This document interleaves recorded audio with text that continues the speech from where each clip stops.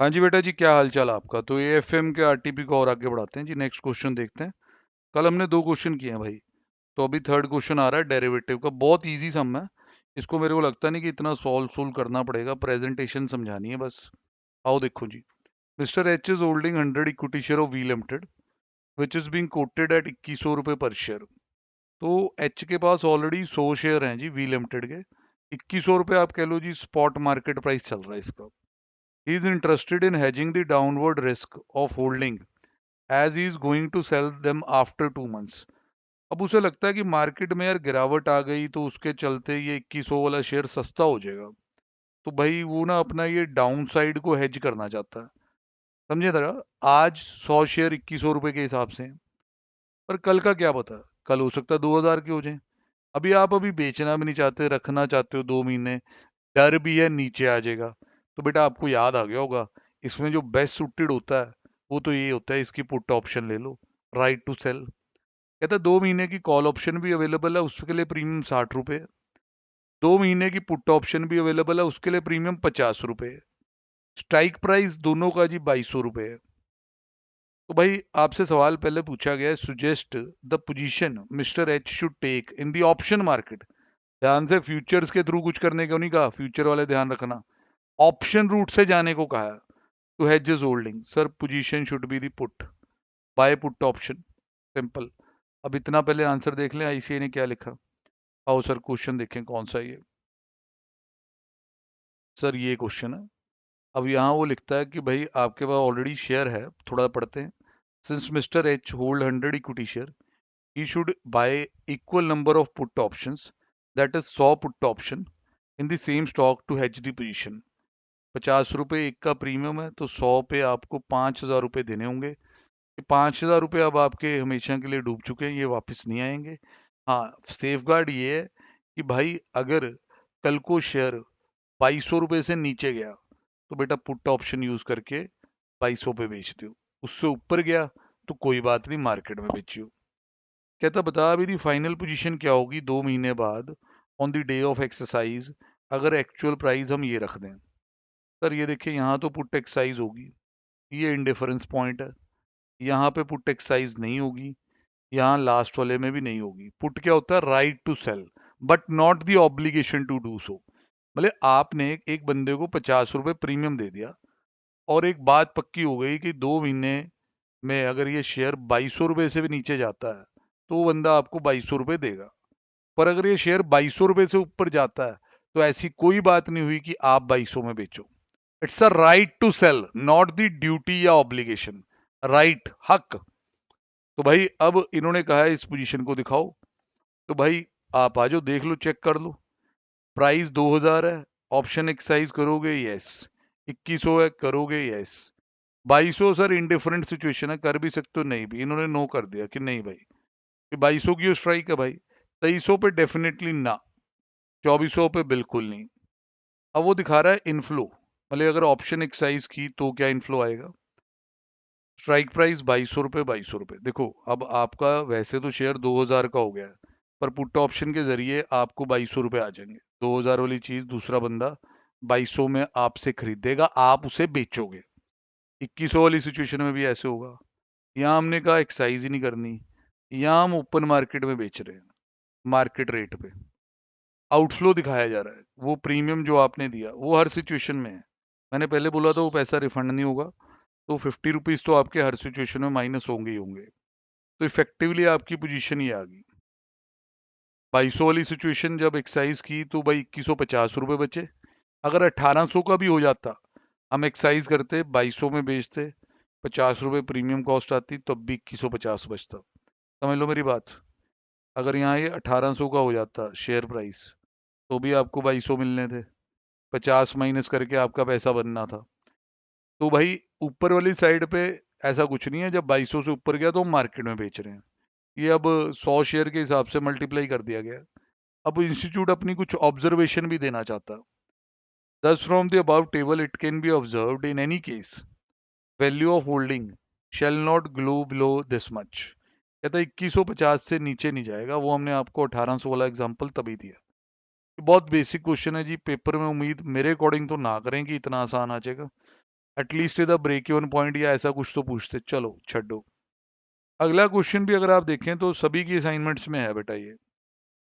किसी टाइम ये टॉपिक नया था, आज से काफी साल पहले। तब इसे कहते थे constant proportion portfolio insurance, CPPI।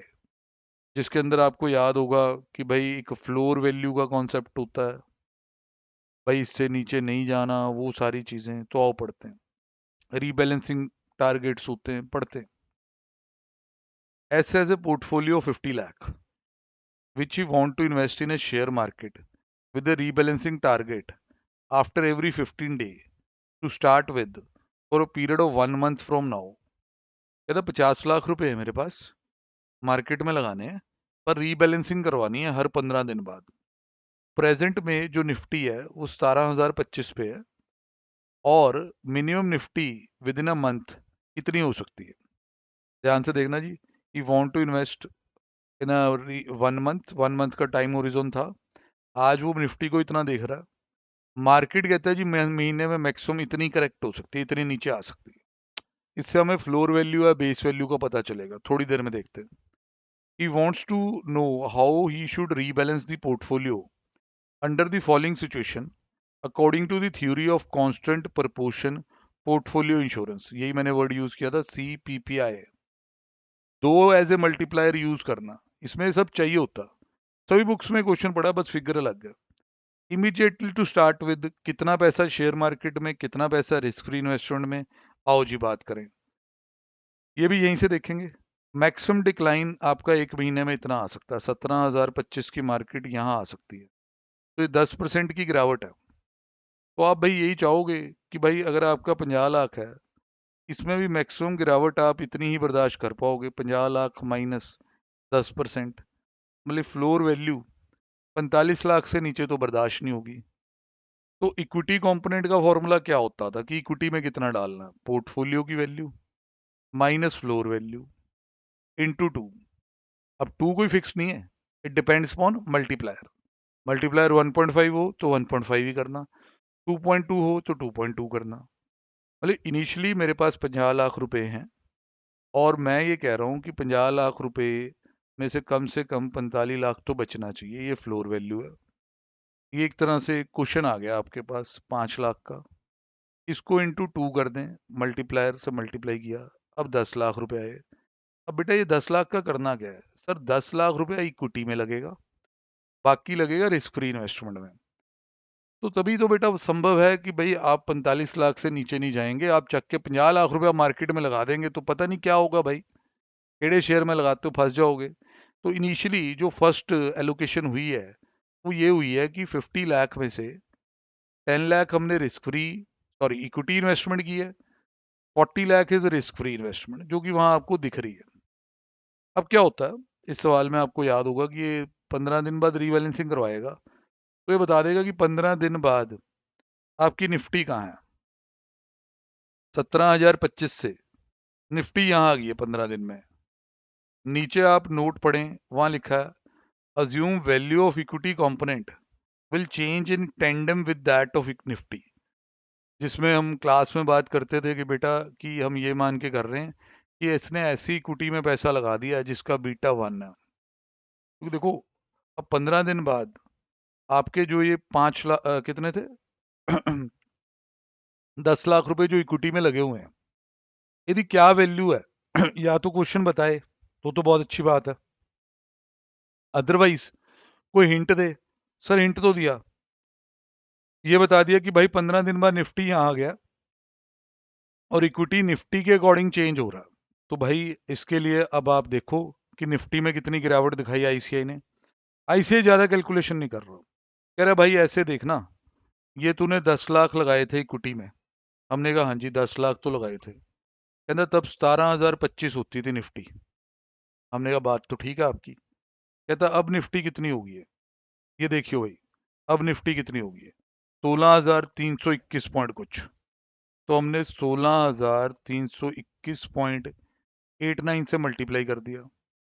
इससे हमें पता चल गया कि भाई अब मार्केट में फॉल आने के बाद हमारी इक्विटी की वैल्यू क्या होगी। चेक करते हैं, इक्विटी की वैल्यू ये हो गई है, रिस्क फ्री इन्वेस्टमेंट में 15 दिनों में कोई रिटर्न नहीं मांगेगी, वो 40 का 40 लाख ही है। पोर्टफोलियो की वैल्यू इतनी है 49,58,701। सर इक्विटी इन्वेस्टमेंट दोबारा कैलकुलेट करने का वक्त आ चुका है। पोर्टफोलियो वैल्यू माइनस फ्लोर, ये जो क्वेश्चन आया मल्टीप्लाई बाय 2, कहने का मतलब इक्विटी में पैसा इतना होना चाहिए। अब देख लो ध्यान से, 15 दिन बाद इक्विटी इन्वेस्टमेंट इतने की है, रीबैलेंसिंग कह रही है कि इतना होना चाहिए, तो अब इक्विटी को सेल करना पड़ेगा और वो पैसा रिस्क फ्री में जाएगा। ये देखना, इक्विटी ये ले आया, इक्विटी की ये वैल्यू थी, उसे इतने पे ले आया 917402। अब भाई ये तेज बंदे हैं, ये ऐसे ज्यादा नहीं समझाते। ये कह रहे हैं भाई देख टोटल वैल्यू इतनी है, टोटल इतनी है, इसमें से ये इक्विटी है, बाकी फिर रिस्क फ्री की वैल्यू होगी। हम क्लास में पूरा डिटेल में जाते थे कि यहाँ से यहाँ तक इक्विटी में सेलिंग लानी है।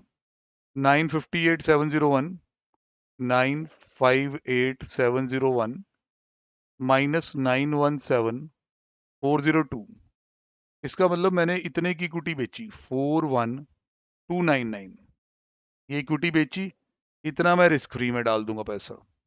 ये देखो 40 लाख पहले डाला और यहाँ आ गए। ठीक है भाई, अब और 15 दिन बीतते हैं, और 15 दिन बाद निफ्टी इतने पे आ जाता है। अब यहाँ से निफ्टी बाउंस कर रहा है, ऊपर आया, तो इसमें आपकी इक्विटी कंपोनेंट की वैल्यू बढ़ जाएगी। 9,17,402 को डिवाइड किया गया, मल्टीप्लाई किया गया, डिवाइड इससे मल्टीप्लाई इससे।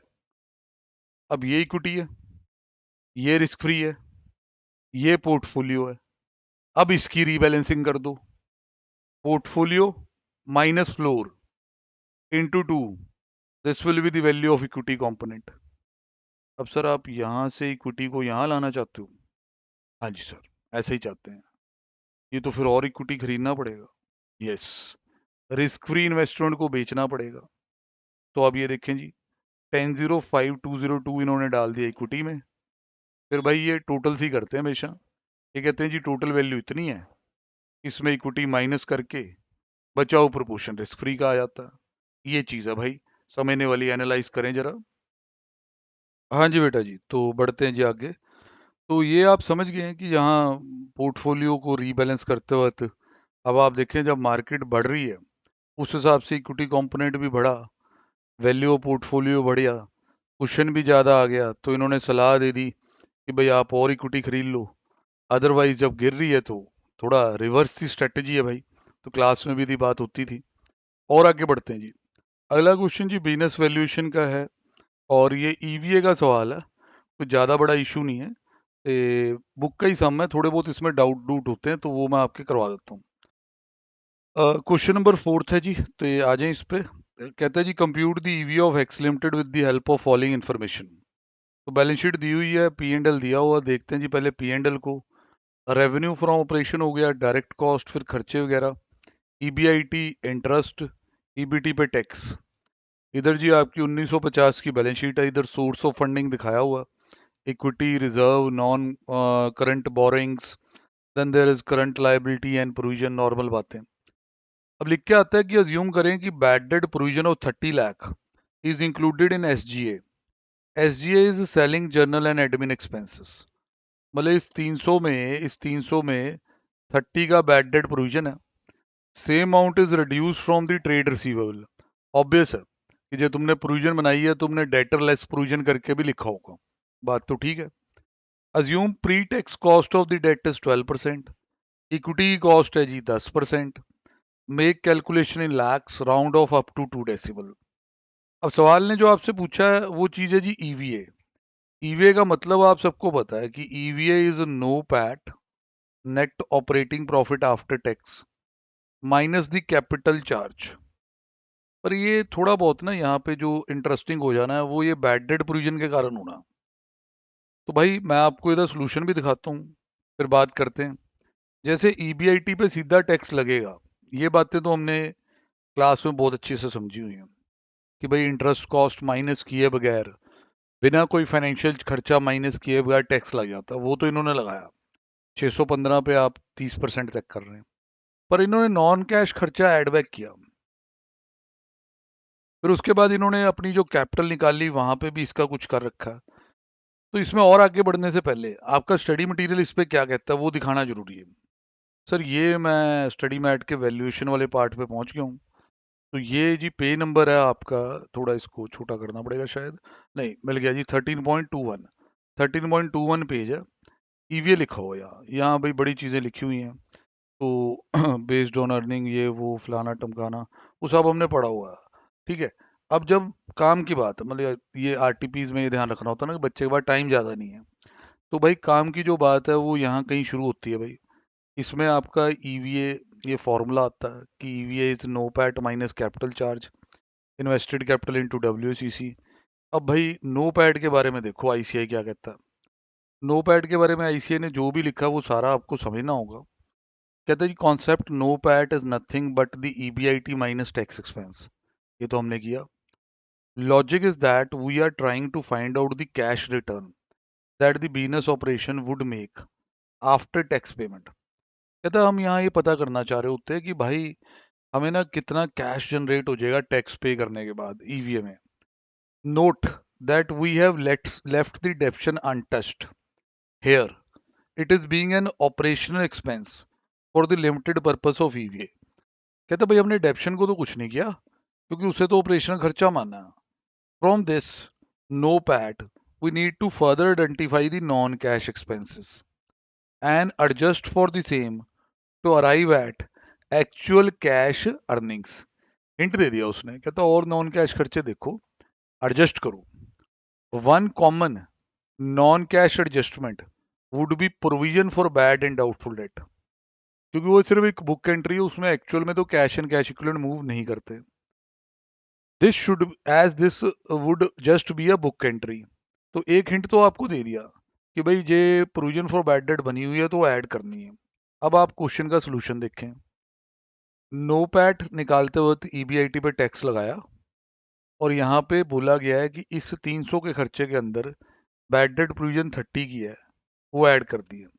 ये आपका एडजस्टेड नो पैट आ गया, मतलब इसमें नॉन कैश खर्चा ऐड बैक हुआ हुआ। अब अगली चर्चा आगे की वो इसके बाद, after arriving at the correct NOPAT ढूंढने के बाद next step would be to find the capital charge. कहते हैं इसमें हमें इन्वेस्टेड कैपिटल ढूंढनी होगी। Invested capital, which would be easy from the published financial as it would be the difference between total assets minus non interest bearing current liabilities, मतलब ऐसी liabilities जिन पे आप इंटरेस्ट नहीं देना पड़ता वो आप टोटल एसेट में से हटा दें तो कहता है आपकी इन्वेस्टेड कैपिटल आ जाएगी। एग्जांपल भी लिए, लाइक कहते हैं जी आपके क्रेडिटर्स बिलिंग इन एडवांस ये सब हटा दें। Care should be taken care should be taken to do the adjustment और non cash elements like bad debt provision, क्योंकि अब एसेट्स में जो डेटर बैठा है वो तो प्रोविजन लेस करके बैठा है। अब प्रोविजन को तुमने खर्चा माना नहीं कि कह दिया भाई नॉन कैश है, फिर डेटर भी ग्रॉस लो भाई, यही लिखा। Also it means equity plus long term debt and generally it is at the start of year. अब इंस्टीट्यूट एसेट साइड अप्रोच से लाइबिलिटी साइड अप्रोच पे जा रहा है, कोई जरूरत नहीं है भाई, एसेट साइड से पहले बच्चे समझ लें। Further, some changes for adjustment are needed to be made on account of non-cash expenses, both in invested and NOPAT। तो ये क्लियर कर दिया इन्होंने। अब आप इसी चीज पे देखें, ये आपने टोटल एसेट उठाए, मैं भी यहाँ चलता हूँ, ये टोटल एसेट उठाए ये रहे। अब इसमें आपने करंट लाइबिलिटी माइनस कर दी। एक बार तो लगा कि जी इन्वेस्टेड कैपिटल आ गई, तो करंट लाइबिलिटीज बाय डिफॉल्ट हमने यही माननी है कि भाई जिनके ऊपर हमें इंटरेस्ट नहीं देना पड़ रहा, ठीक है भाई नॉर्मल। अब भाई इस डेटर का क्या होगा, डेटर जो टोटल एसेट में बैठा है उसमें से तो प्रोविजन माइनस हुई हुई है, तो भाई आपको प्रोविजन भी ऐड बैक करनी पड़नी है। ये आपकी इन्वेस्टेड कैपिटल आई। अब डब्ल्यूएसीसी का इंतजार है।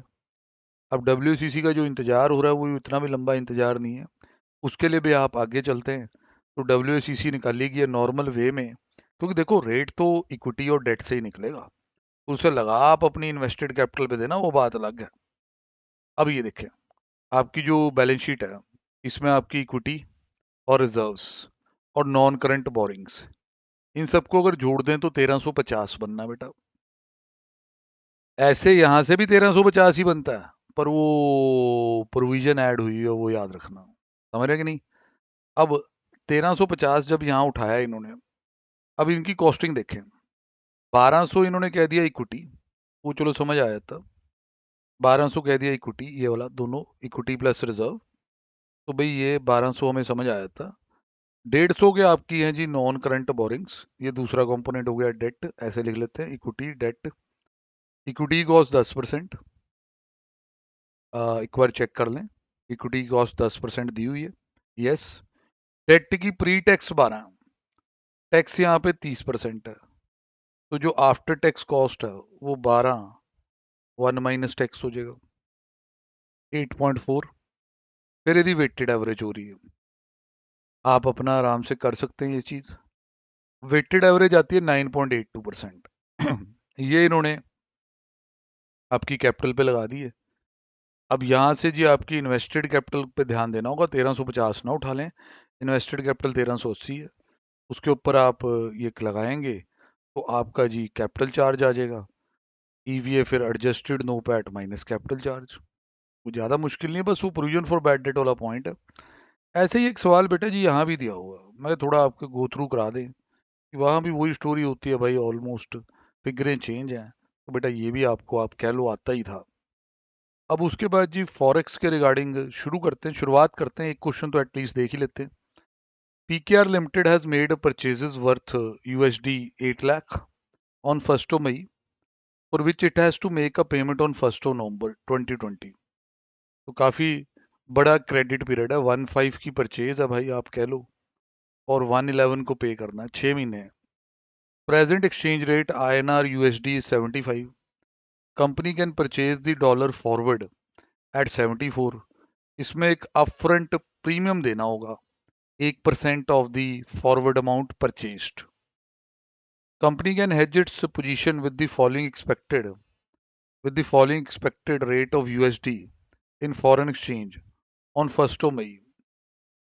PKR has made the purchases worth 8 lakh on 1st of May, for which it has to make a part payment on 1st November 20। तो भाई अब आप ध्यान से देखें, आपको लगेगा क्वेश्चन दोबारा पूरा शुरू हो गया।